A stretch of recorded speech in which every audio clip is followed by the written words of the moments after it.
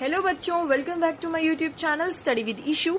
सो बच्चों, if you haven't not subscribe my channel till now, so please subscribe, share and comment. Okay बच्चों, आज मैं आपके लिए लेकर आई हूँ आपकी एसएसटी क्लास 7th बुक का ज्योग्राफी का चैप्टर नंबर 1, जो कि है the environment in its totally. तो इस चैप्टर की आपको आज की वीडियो में फुल एक्सप्लेनेशन मिलने वाली है, तो आप लोग वीडियो को देखना एंड तक। अगर आपको वीडियो से कुछ बेनिफिट होता है तो make sure to like this video. चलिए बच्चों, आज के फिर वीडियो को करते हैं स्टार्ट।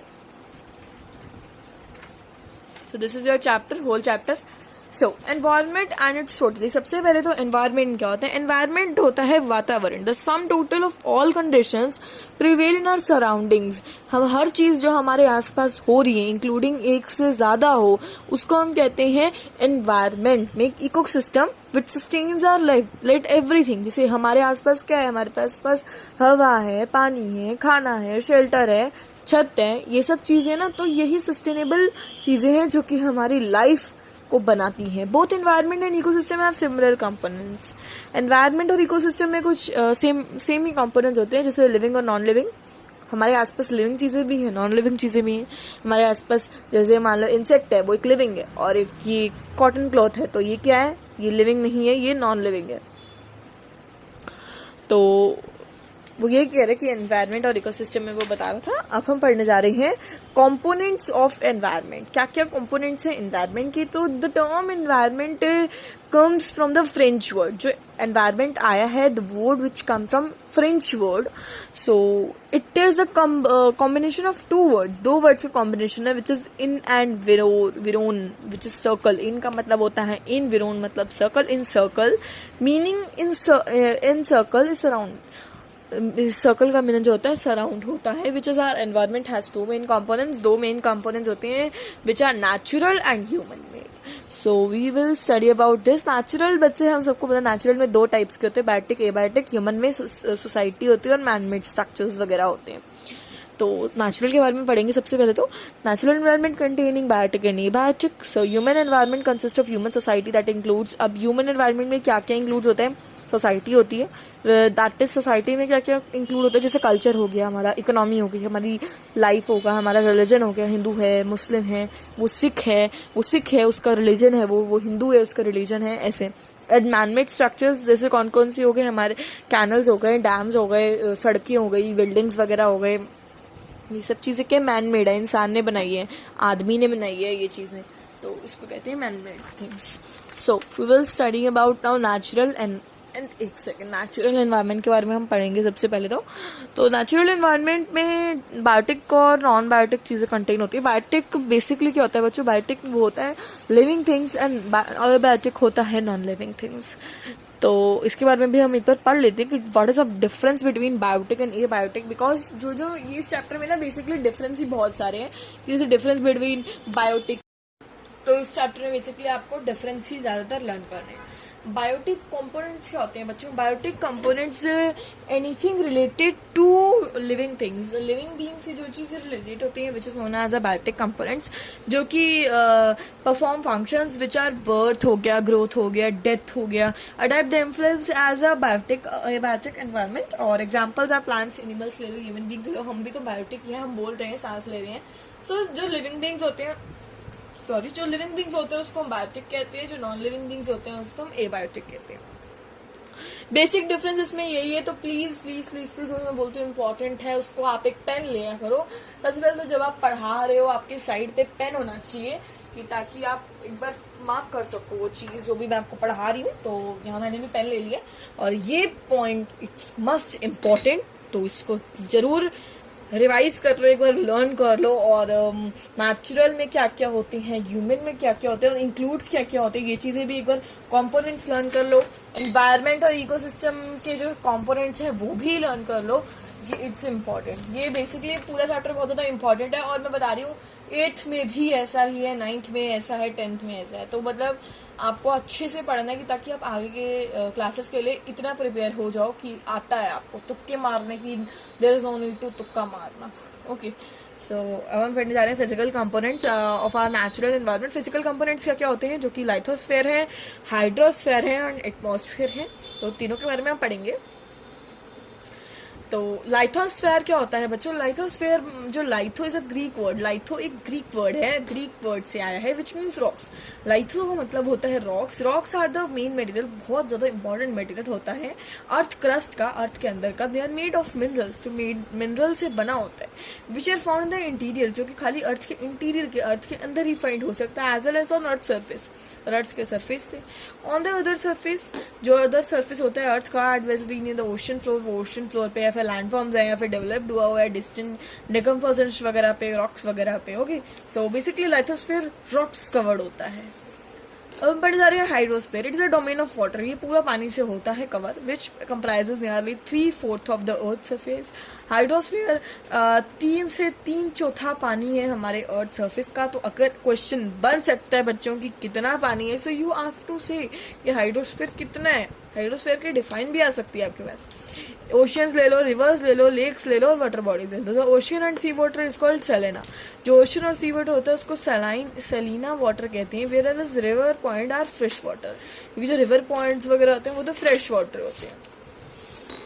तो हम पढ़ेंगे एटमॉस्फेयर। एटमॉस्फेयर क्या होता है बच्चों? It is a blanket of air, आप कह सकते हो वो एयर्स का ब्लैंकेट होता है, कंबल होता है, विच सराउंड्स आवर प्लैनेट, जो कि हमारे प्लैनेट को सराउंड करता है। It is held to surface of the earth by gravitational force, और इस वो कैसे हेल्ड होता है अर्थ के सरफेस पे, जो कि हमारी ग्रेविटेशनल फोर्स होती है। अब ग्रेविटेशनल फोर्स क्या होता है? वैसे तो हमने बचपन में पढ़ा होगा, अगर नहीं भी पढ़ा so I am going to take an example. तो बच्चों यहाँ मैं आपको एक एग्जांपल दे रही हूँ, ये पेन है, तो ग्रेविटेशनल फोर्स है, तो ये चीज मैं उड़ा रही हूँ। अभी देखना ये नीचे क्यों आया, कभी सोचा है नीचे क्यों आया? ये नीचे इसलिए है क्योंकि अर्थ की ग्रेविटेशनल फोर्स इसको खींच रही है। ये देखो, ये देखो, इसको साइड करती हूँ नोटबुक को मैं, 1 2 3, ये नीचे आया। इट मीन्स अर्थ में ग्रेविटेशनल फोर्स है जो इसको खींच रही है। यही आप अर्थ के बाहर जाओ, यूनिवर्स में जाओ, मून पे जाओ, तो मून पे ग्रेविटेशनल फोर्स है? नहीं है। मून पे अगर आप मैं इस पेन को छोड़ूंगी ना ऐसे, तो वो ऐसे हवा में ही रहेगा। वो अगर मैंने इस पेन को छोड़ दिया तो वो हवा में ही जैसे घूमता रहेगा, वो आएगा ही नहीं नीचे, क्योंकि उसके पास ग्रेविटेशनल फोर्स ही नहीं है। और वो कैसे है? वो एटमॉस्फेयर की वजह से वो ऐसे हवा में ऐड करेगा। लेकिन सॉरी, अर्थ पे क्या होता है, वो चीज नीचे आ जाती है, मतलब वो ग्रेविटेशनल फोर्स है। ऐसे तो हम भी हवा में उड़ना शुरू हो जाए फिर हम नीचे ही ना आ पाए, है ना। तो इसलिए अर्थ पे ग्रेविटेशनल फोर्स है। तो आप मून पे जाते हो तो आप ऊपर उड़ जाते हो, हवा में चलना शुरू हो जाते हो, वो आप ग्रेविटेशनल फोर्स थोड़ी होती है। तो कैमरे को मैं थोड़ा सा नीचे कर देती हूँ ताकि आप लोग इजीली देख पाओ। अब ठीक है, ठीक है। तो बायोस्फीयर क्या होता है बच्चों? बायोस्फीयर होता है, ओ सॉरी, एक चीज तो रहेगी, बहुत इंपॉर्टेंट चीज रह गई, मैं वही देख रही हूँ कि इंपॉर्टेंट चीज रह गई है। तो एटमॉस्फेयर में ना कंटेन्स 78% नाइट्रोजन होती है, मैं 99 बता रही, 20.99 आपकी ऑक्सीजन होती है, 98% कार्बन डाइऑक्साइड होती है और अदर गैसेज होती है।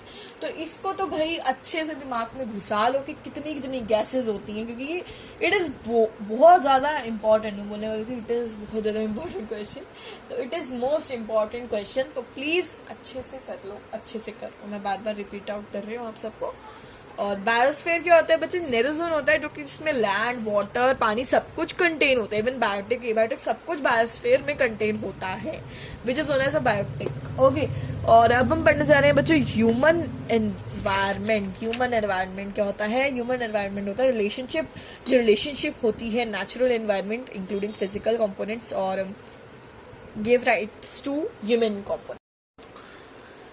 Human interact with natural environment and modify to suit with their needs. जो ह्यूमन है वो नेचुरल एनवायरनमेंट के साथ इंटरेक्ट कर लेता है। जैसे एग्जांपल अगर मैं आपको दूं तो they use a part of a surface land growing for crops, वो थोड़ा पार्ट यूज करते हैं क्रॉप्स उगाने के लिए। सिमिलरली जो ह्यूमन बींग्स होते हैं वो डोमेस्टिक सम एनिमल्स जैसे काउ, बफेलो हो गए, गोट्स हो गए, वो फूड इन ट्रांसपोर्ट करते हैं। Humans make all the domains of the earth like land, water and air. तो ह्यूमंस ने काफ़ी सारी चीज़ें अर्थ पर बनाई हुई हैं। तो वो ये कह रहे हैं ह्यूमन एनवायरनमेंट क्या होता है। अब हम पढ़ने जा रहे हैं बच्चों बायोडाइवर्सिटी। बायोडाइवर्सिटी क्या होता है?